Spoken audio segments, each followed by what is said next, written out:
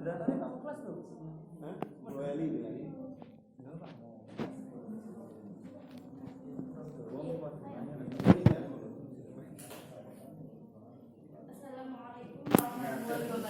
Waalaikumsalam warahmatullahi wabarakatuh. Kepada Bapak dosen yang kami hormati dan kepada teman-teman semua yang berbahagia, di sini kami dari kelompok 1 dan 2 akan mempresentasikan mata kuliah profesi keguruan. Kelompok 1 terdiri dari Ibu Fatimah Solihah dan Pak Ina Ozani. Kelompok 2 Bapak Mukhlas, Bapak Ina Udin, dan saya sendiri Elvira. Untuk selanjutnya saya persilakan ke kelompok 1. Ya. Ora aku lho, gak tak demek, tenang gak tak demek. Angel men. Saya langsung. Wes, Ces. Oke. Waalaikumsalam warahmatullahi wabarakatuh. Gantingan kok. Kamera secara konseptual dan aktual. Yang pertama, pengertian guru profesional.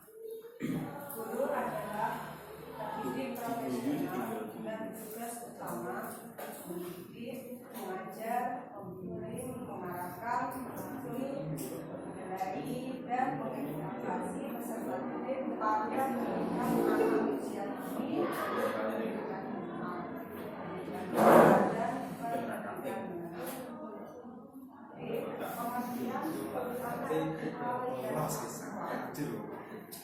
Konseptual merupakan sesuatu yang secara terperinci terencana dengan matang supaya dasar teori tata gerak dan jenis rencana yang baik, tujuan yang jelas. Sedangkan aktual yaitu sesuatu yang betul-betul ada atau sedang menjadi pembicaraan orang banyak.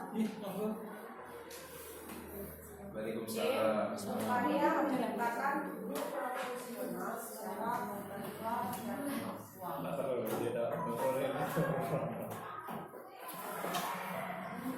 Dalam undang-undang guru sangat dibagikan dengan tujuan yang pertama mengangkat derajat kita dan yang kedua menciptakan yang bertanggung jawab profesi guru sebagai tenaga pendidik pelatih, pembimbing, manajemen pembelajaran. Yang ketiga memberdayakan dan memberdayakan guru secara optimal. Yang keempat memberikan jaminan kesejahteraan dan perlindungan terhadap profesi guru. Yang kelima meningkatkan mutu pelayanan dan hasil pendidikan. Yang keenam mendorong iklan serta masyarakat dan kemudian kualitas profesi ditunjukkan oleh 5 yang pertama keinginan untuk selalu melakukan perilaku yang mendekati standar ideal. Yang kedua meningkatkan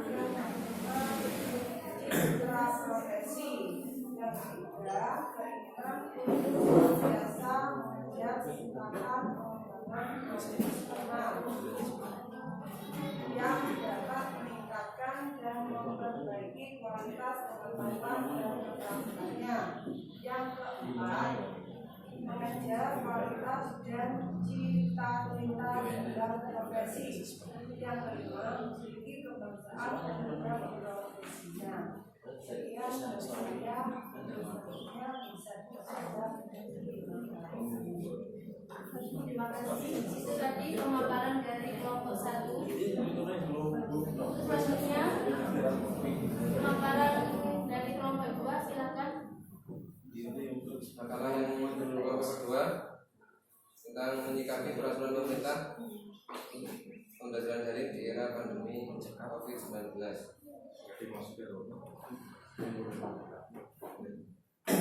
Pembelajaran daring merupakan salah satu solusi untuk menerapkan social distancing guna mencegah mata rantai penyebaran wabah COVID-19. Karena pembelajaran daring merupakan pembelajaran yang dilakukan secara online dengan jarak jauh, sehingga dapat menghindari kerumunan yang dianggap sebagai salah satu cara untuk menerapkan social distancing. Kedua, study from home merupakan salah satu akibat dari adanya wabah COVID-19 yang menyebabkan pembelajaran yang biasanya dilakukan di sekolah menjadi diliburkan dan belajar di rumah masing-masing. Namun sesuai dengan tanggapan sebelumnya bahwa sebagian besar peserta didik ingin segera kembali untuk bersekolah. Dalam pembelajaran daring membutuhkan sarana dan prasarana yang memadai seperti laptop, komputer, smartphone, dan jaringan internet. Hal itulah yang menjadi salah satu tanggapan untuk melakukan pembelajaran daring. Namun seorang siswa meskipun tidak semua memiliki laptop atau komputer, sebagian besar mereka memiliki smartphone. Pembelajaran daring membuat siswa menjadi lebih mandiri karena lebih menekankan pada student center. Mereka lebih berani untuk mengungkapkan pendapat dan ide-idenya. Serta pemerintah juga telah menyediakan beberapa platform yang dapat digunakan untuk peserta didik untuk belajar. Terakhir, sebagai masyarakat Indonesia yang baik, kita harus mendukung program pemerintah agar penyebaran COVID-19 dapat diminimalisir dan Indonesia bebas dari COVID-19 secara cepat dan akurat. Ini yang dapat kami sampaikan. Ya, itu tadi pemaparan dari Nakalah 1 dan 2. Monggo. Jika ada yang mau bertanya, silakan.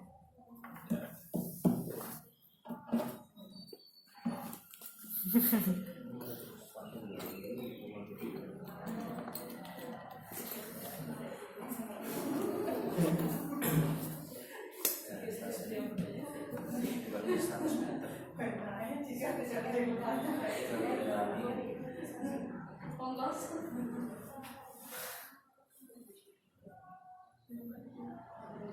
Apa sudah paham semua?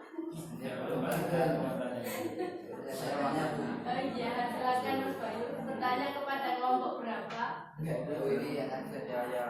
Oh, bukan kelompok kelompok kami itu. dua.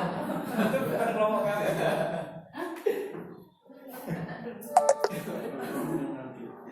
Yang banyak aja. Ya. Yang ada gambar keefektifan pembelajaran daring. Dari Gambar 3 keefektifan pembelajaran daring.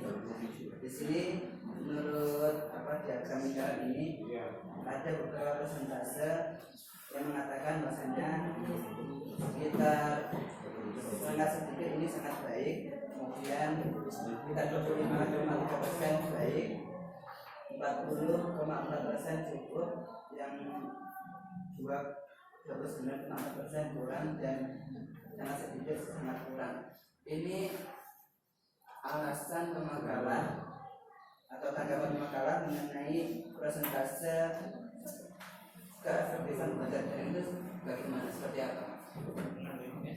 Penelitian.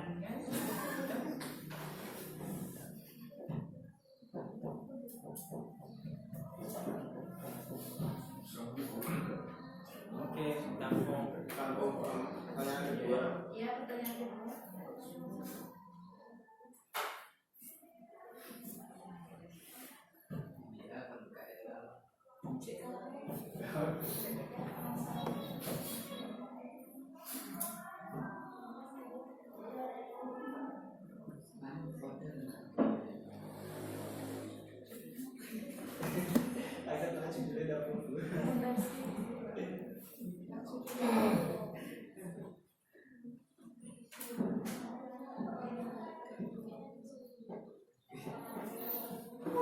Tanya Pak.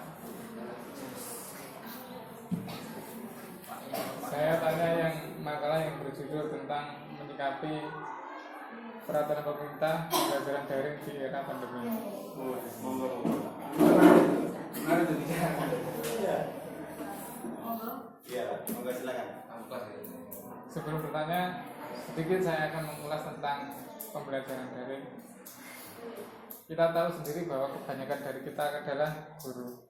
Nah, kita pasti tahu tentang kelemahan-kelemahan ketika daring. Pertanyaan saya, bagaimana Anda menyikapi misalkan kendala-kendala dalam daring itu seperti apa? Contoh seperti ini.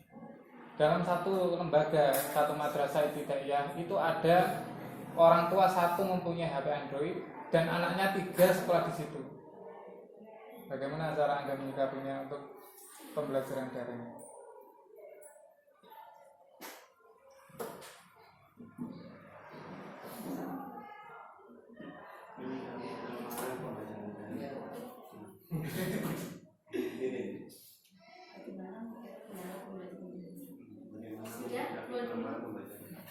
Sudah. Silakan. Itu dari Pak kelompok 1. Kelompok 2. Ya semua. Sekarang Oh, kelompok 1 ya. Iya, kalau Ini saya ada kelompok 1 dan kelompok 2. Oh. Kelompok 1 tidak ada pertanyaan. Oh. Jadi saya tidak jadi tanya kelompok 1 berarti. Moderator mohon. Monggo. Nanti audien bebas ke 1 atau ke kelompok 2 bebas. Ini 2 semua, yang 1 belum ada. Kenapa yang sudah yang mau Yang mau tanya tanya ke satu kelompok dulu? 1 monggo. Oh, enggak bebas bertanya.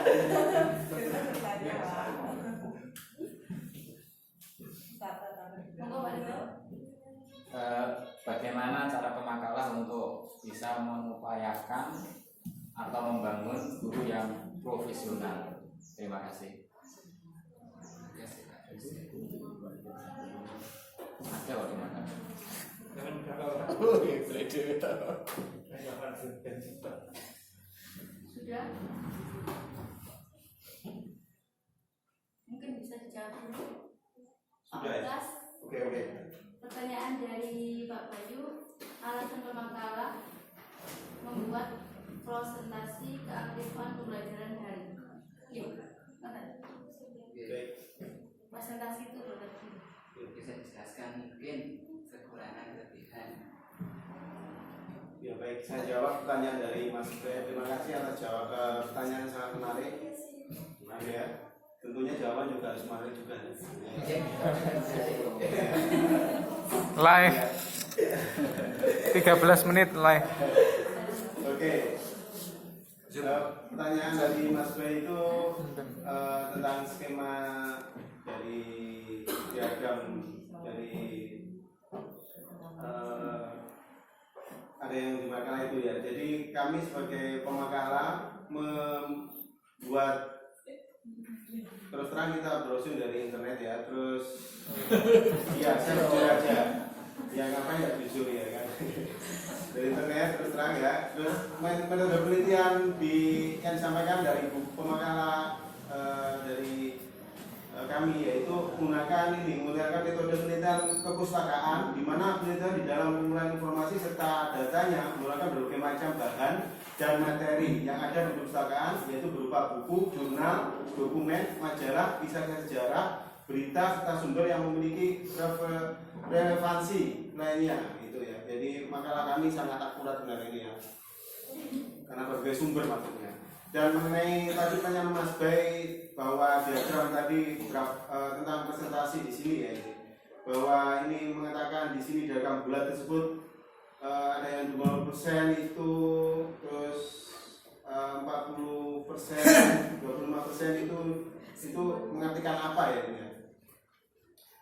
Oke ya, jadi masih bukan di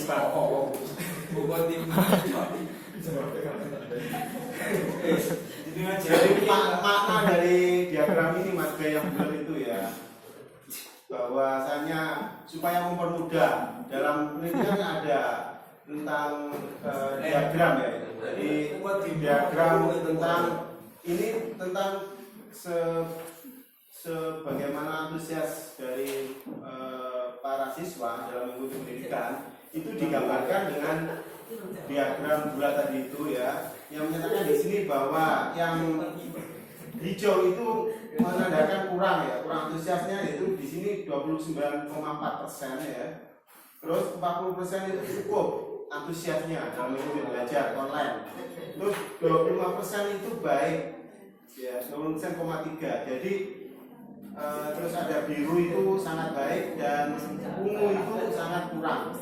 Nah, kalau di sini dapat simpulkan 3 persentase ini menandakan bahwa sebenarnya ya kan kita akui bahwa pelajaran daring itu kurang diminati pada peserta didik ya. Kenapa saya bilang begitu alasannya? Ya, terus terang bahwa kita ketahui bahwa pelajaran daring itu memang membosankan ya bagi murid, walaupun itu student center ya, atau berkiblat pada teori Finlandia.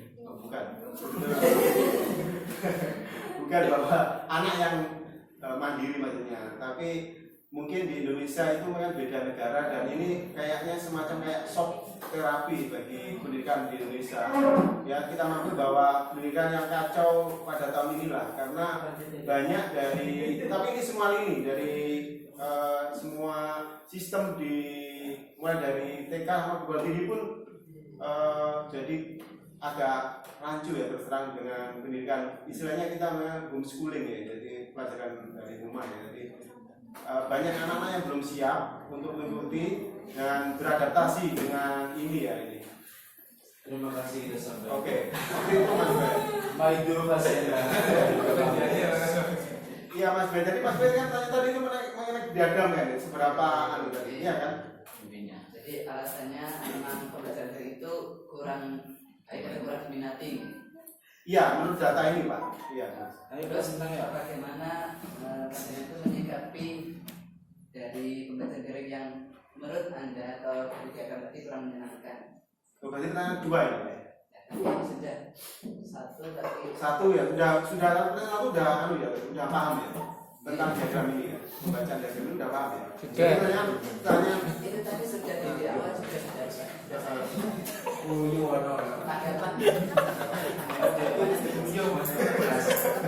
ada buat masalah dengan Angel. menghasilkan diagram seperti ini. Iya. Berarti kan dengan setuju tentang kondisi pembelajaran daring di Indonesia itu kenyataan seperti itu. Iya. Dengan menanggapi pembelajaran daring yang seperti diagram ini bagaimana? Oh, itu. Oke. Ya, saya menanggapi bahwa berdasarkan dari data dan fakta dari data yang saya dapatkan di sini bahwa pembelajaran, ya, saya simpulkan bahwa pembelajaran daring itu merah Pak. Maksudnya merah apa itu di sini 25% ya, 0,3 itu berarti kan baik. Tapi yang 40% itu kan cukup, ya kan? 29 itu kan kurang. Nah, dapat simpulkan bahwa, ya kan? Dari katakanlah dari semua ini 25% Pak yang baik. Iya kan? Dan saya mensurvei pada terus terang pada keponakan saya sendiri yang kebetulan dia sekolah GMI ya. Jadi itu dia saya tanya, dan beberapa anak juga pernah saya tanya itu bagaimana tanggapan sampean kalau kelas daring atau online gitu. Dia bilang sangat membosankan terus terang. Iya, itu jujur saya survei itu sekitar ada 10 anak jawab membosankan gitu.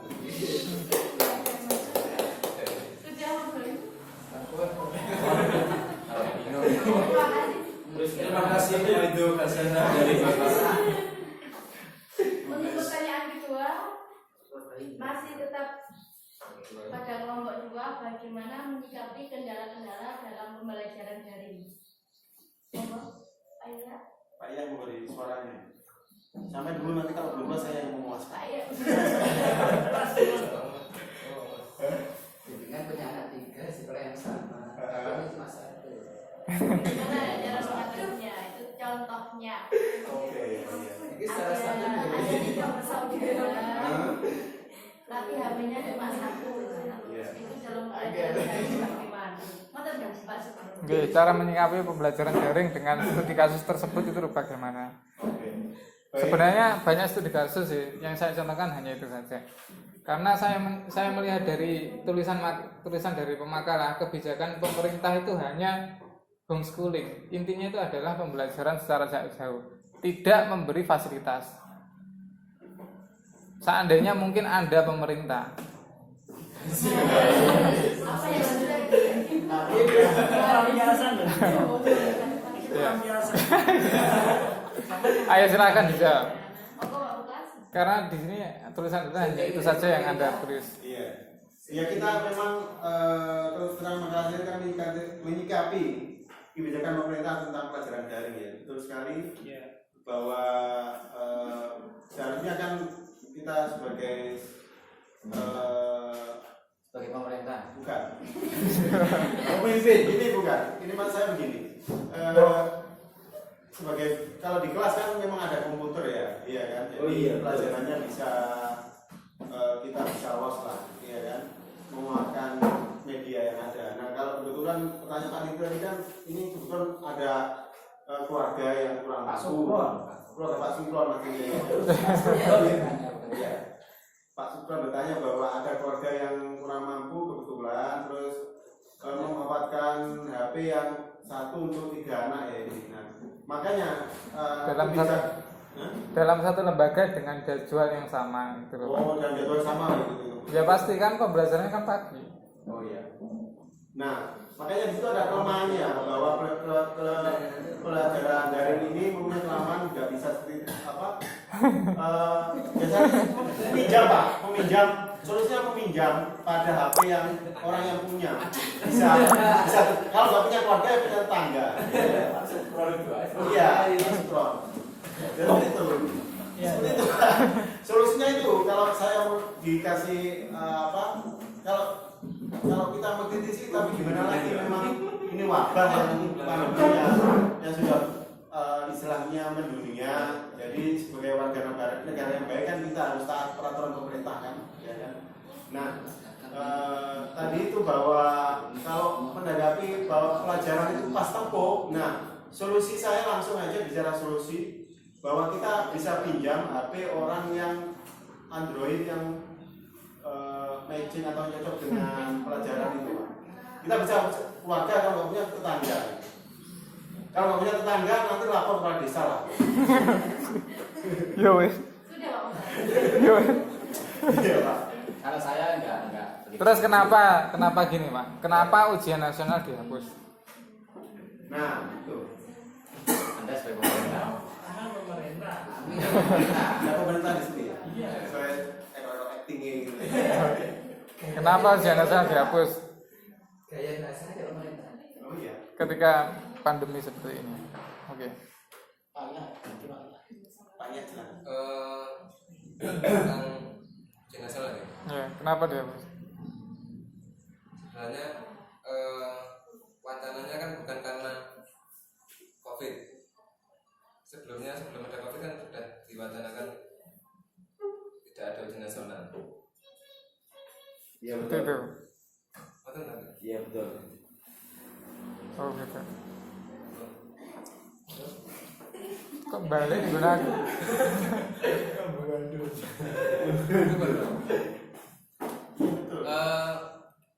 Sepemahaman saya, Mas Nadiem, Mas Menteri, Ya. meniadakan UN itu agar anak-anak tidak tertakuti oleh ujian nasional itu. Menjadi momok apa itu menakutkan. Nah, Mas Nadiem itu kan membuat program bebas merdeka belajar.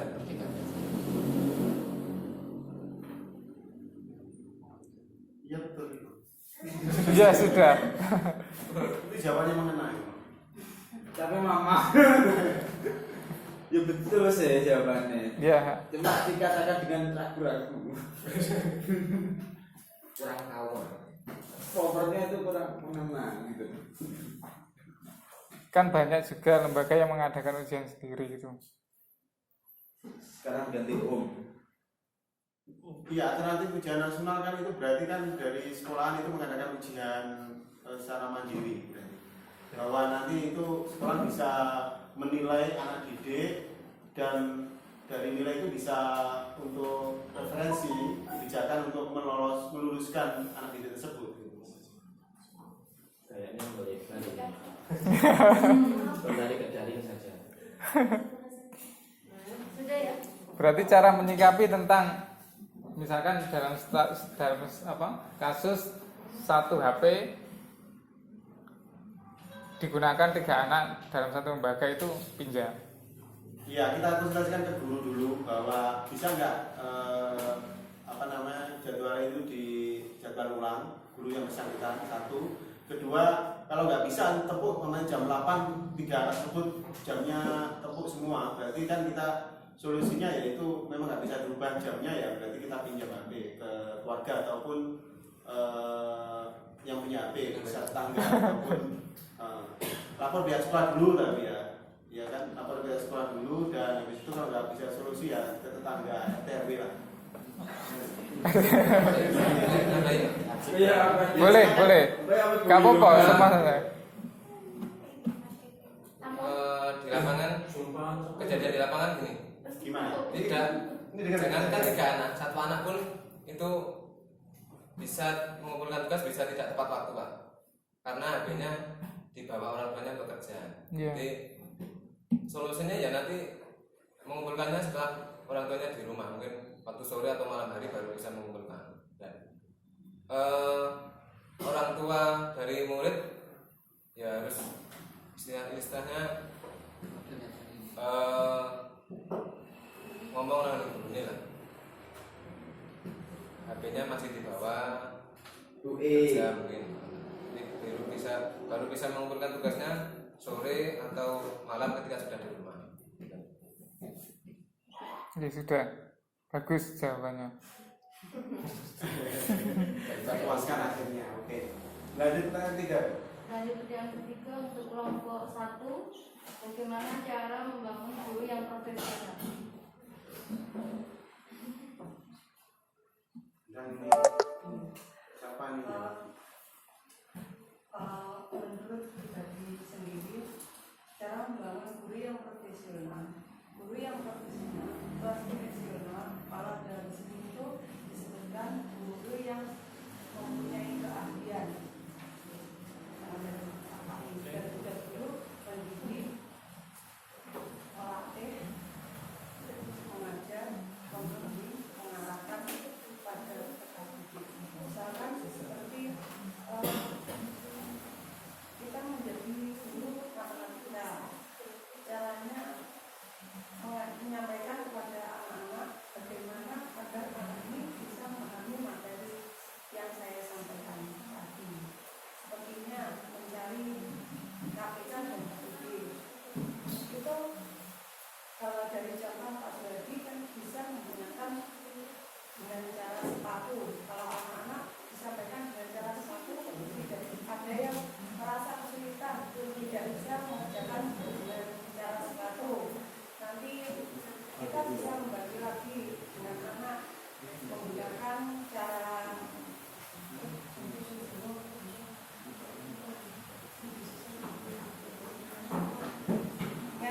susun panjang sampai anak itu bisa memahami materi yang disampaikan. Untuk mengajarkannya tidak harus dengan menggunakan sepatu saja, tapi kita bagaimana cara kita mengarahkan kepada anak supaya anak bisa memahami cara mengajarkan dan hasilnya di sini. Kalau menurut saya itu seperti itu. Mungkin yang lain Pak Ya, jadi Tambahan saya.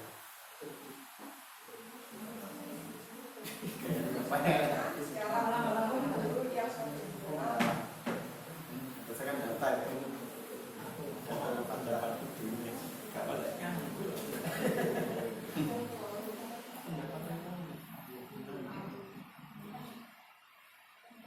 Bagaimana sudah dijelaskan ini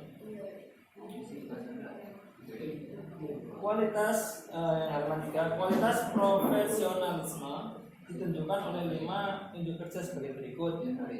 Keinginan selalu menyampaikan perilaku yang mendekati standar ideal, meningkatkan dan memelihara citra profesi sebagai guru, keinginan untuk senantiasa mengejar kesempatan pengembangan profesional itu. Terus di bawahnya juga ada tambah lagi prinsip profesional guru mencakup karakteristik. Jadi guru yang profesional harus ada karakteristik sebagai berikut, yakni sampaikan memiliki bakat, minat, memiliki kompetensi, memiliki ikatan kejawatan dan lain-lain sampai itu iya. Nah ada ini Pak Ridho di halaman 3 dan 4. Terus aku kan mau tahu Wonten nggih jual seperti bos. Wamblang ini pasar-pasar menenten. Kalau praktik saya setuju terkait dengan metodologi pembelajaran sebagai upaya guru untuk bisa lebih profesional.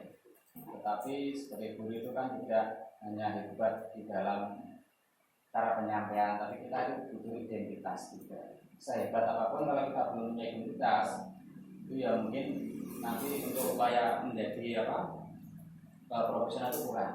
Contohnya ya minimal berapa kemarin itu S1. Ya, minimal S1 itu mungkin sama dari saya. Di sini juga ada sebenarnya. Maksudnya itu bekas kemauan.